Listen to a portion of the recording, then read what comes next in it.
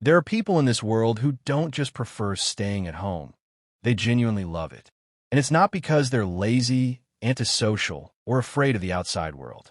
In fact, the real reason is psychological, and it reveals something powerful about how their minds work. For these individuals, home is more than walls and furniture. Home is a sanctuary. It's a place where the nervous system relaxes, where the mind slows down, and where there's no pressure to perform, impress, or constantly respond to external demands. The outside world is loud.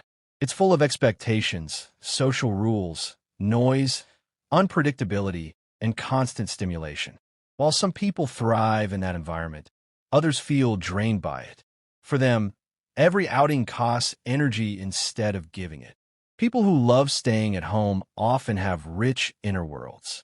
Their minds are active, imaginative, reflective. They don't need constant external stimulation to feel alive or fulfilled. Solitude isn't empty for them. It's nourishing. Psychologically speaking, these individuals tend to recharge internally. Quiet environments help them regulate their emotions, process their thoughts, and regain balance. This is why solitude feels peaceful instead of lonely. It's important to understand that enjoying staying at home doesn't mean disliking people. Many home-loving individuals value deep, meaningful relationships. They simply prefer quality over quantity, depth over surface-level interaction. In familiar spaces, the brain feels safer. There's less uncertainty, fewer surprises, and more control. This sense of safety allows creativity, self-reflection, and emotional clarity to emerge. Some people are more sensitive to stimulation than others. Bright lights, crowded places, constant conversations, and social obligations can overwhelm their nervous system.